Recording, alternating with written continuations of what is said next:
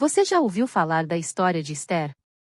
Uma jovem judia que, com coragem e sabedoria, arriscou sua vida para salvar seu povo de uma destruição certa.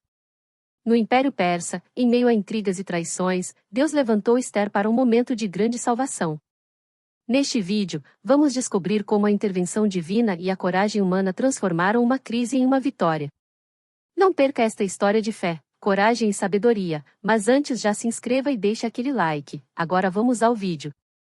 O livro de Esther se passa no Império Persa, um dos maiores impérios da antiguidade, com um território que se estendia de partes da Índia até a Etiópia. O cenário central da história é a cidade de Suzã, uma das capitais do império, e o período em que os eventos se desenrolam é durante o reinado de Assuero, conhecido historicamente como Xerxes, que governou entre 486 e 465 a.C.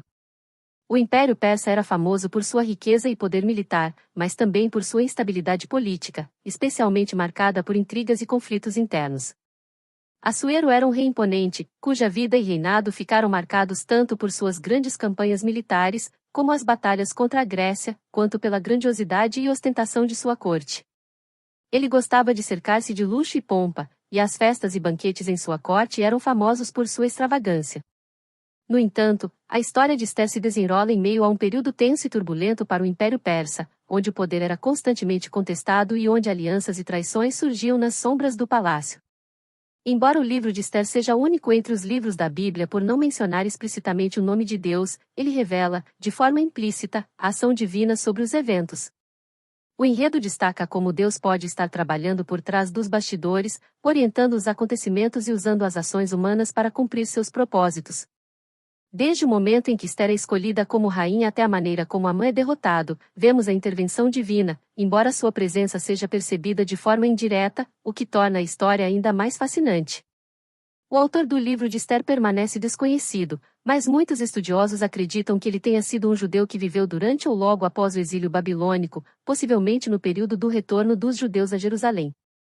O livro demonstra um conhecimento profundo da cultura persa, das práticas da corte, das leis e costumes do império, além de uma íntima compreensão das tradições judaicas.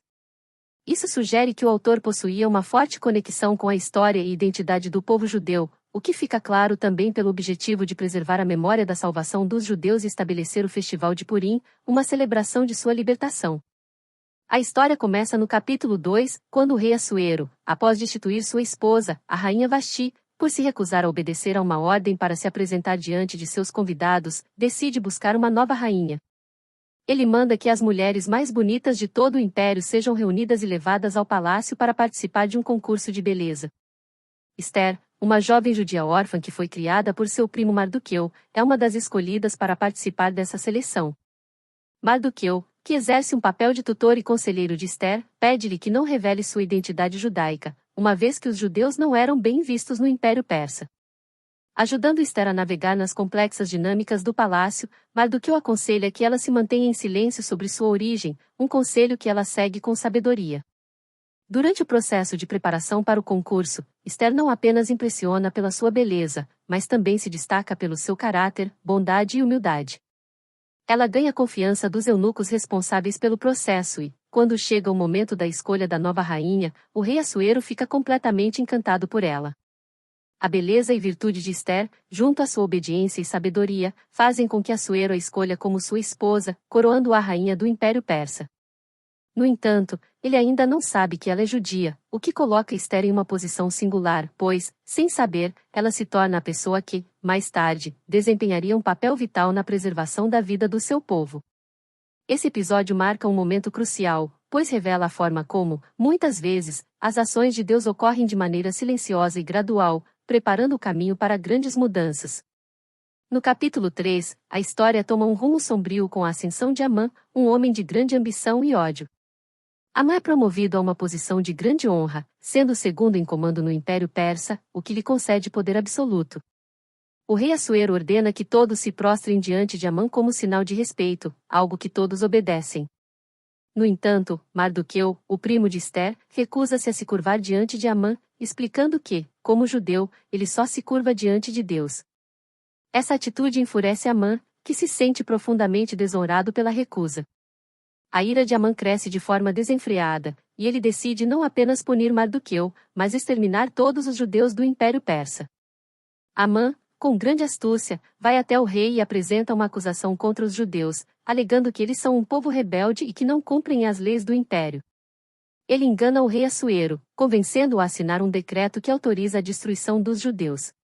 O rei, sem saber que Ester é judia, assina o decreto sem questionar, e a ordem de massacre é espalhada por todo o império. A data do massacre é marcada, e os judeus ficam à mercê dessa ameaça de morte. Embora Mardoqueu tenha tentado alertar o rei sobre a malícia de Amã, ele não é ouvido, e o plano de Amã parece caminhar para a destruição total do povo judeu. Esse momento de desespero leva Mardoqueu a se vestir com roupas de lamento e a ir até a porta do palácio de Ester, pedindo sua ajuda. Ester, ao saber da situação, envia uma mensagem a Mardoqueu para entender o que está acontecendo, e ele revela a ameaça iminente, incluindo o decreto do rei Assuero que destina a morte de todos os judeus. Mardoqueu, então, envia uma mensagem profunda a Ester, dizendo: quem sabe se não foi para um momento como este que você alcançou a posição de rainha? Ele lhe pede que use sua posição para interceder em favor dos judeus, lembrando-a de que sua realeza pode ter sido destinada para esse momento de salvação. Ester, sabendo que agir em favor do seu povo seria arriscado e poderia custar sua vida, decide colocar sua confiança em Deus e arriscar-se a entrar na presença do rei sem ser chamada. Essa atitude de Ester é ousada e corajosa, pois no Império Persa, a entrada não autorizada na presença do rei poderia ser punida com a morte. No entanto, ao se apresentar diante do rei, Ester é recebida com misericórdia, e o rei, ao estender o cetro para ela, sinaliza que ela está livre para fazer seu pedido. O rei Assuero, surpreso com sua coragem, oferece até metade do seu reino, pedindo que ela lhe diga qual é o seu desejo. No entanto, Ester, com grande sabedoria, não faz seu pedido imediato.